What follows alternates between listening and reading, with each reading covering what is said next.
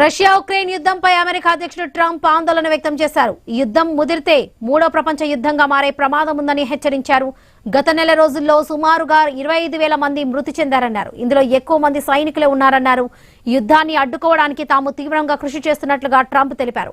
ఉద్రిక్తతలు ఇలాగే కొనసాగితే ప్రమాదమని, వరల్డ్ వార్ కు దారితీస్తాయని ఆందోళన వ్యక్తం చేశారు ట్రంప్.